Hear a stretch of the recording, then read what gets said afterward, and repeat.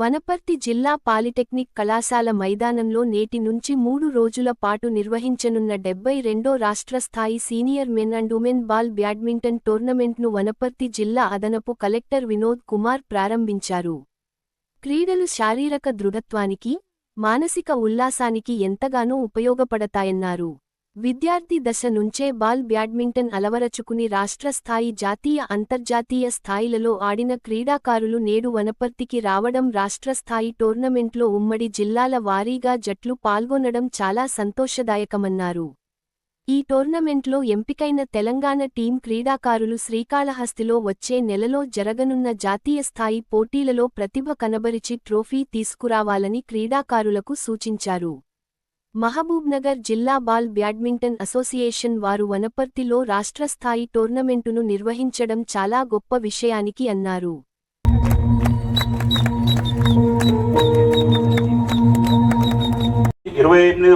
తేదీ వరకు తిరుపతి 2వ national senior ball badminton tournament నిర్వహించడం జరుగుతుంది తిరుపతిలో.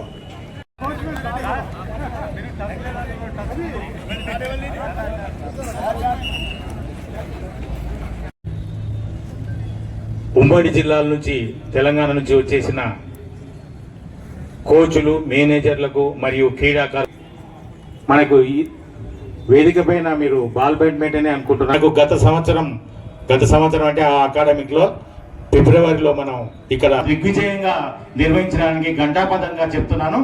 ఈ సంవత్సరం ఒకవేళ సీఎం కప్ ఉంటే ప్రెసిడెంట్, సెక్రటరీ మరియు వారి మిత్ర బృందం ముఖ్యంగా ఈ కార్యక్రమాన్ని ఇంత గడపాలంటే ఫిట్నెస్ అవసరం ఉంది. దానికి అవుట్డోర్ గేమ్స్లో మీకు కావాల్సిన బలం కానీ లేకుంటే ఆ ఫిట్నెస్ కానీ కనబడుతుంది. సో ఈ దేశానికి కావాల్సిన పౌరులు ఎవరని మా స్వామి వివేకానంద గారు చెప్పడం జరిగింది. ఇనుప కండరాలు, ఉక్కు నరాలు గల వ్యక్తులే ఈ దేశానికి అవసరం ఉంది. అంటే అంత ఫిట్గా ఉన్న వాళ్ళే. ఎక్కడైతే బాడీ ఫిట్గా ఉంటుందో అక్కడ మైండ్ ఫిట్గా ఉంటుంది. సో శారీరక దారుఢ్యత, తర్వాత మానసిక దారుఢ్యత ఎవరైతే ఉన్నారో అలాంటి సమాజమే మనకు కావాలి. దానికి ఈ క్రీడలే స్ఫూర్తిగా ఉంటాయి.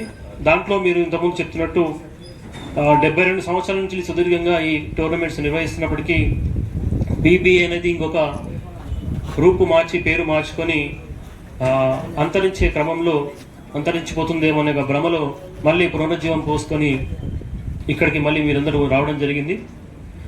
సో దీనిలో అన్ని జిల్లాల వాళ్ళు ఉన్నారు.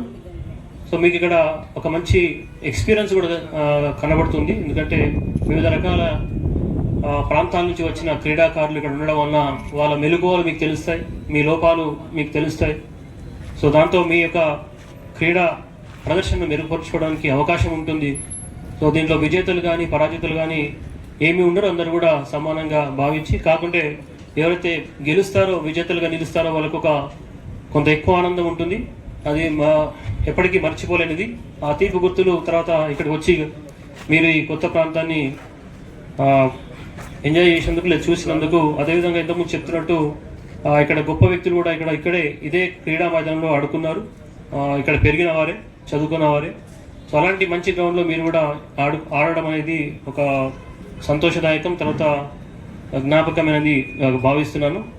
సో ఇలాంటి మంచి కార్యక్రమం నిర్వహించిన ఈ నిర్వాహకులకు, ఇక్కడికి విచ్చేసిన వేదిక ఉన్న పెద్దలందరికీ, తర్వాత క్రీడాకారులందరికీ మరొక మారు ధన్యవాదాలు తెలియజేస్తూ మీరు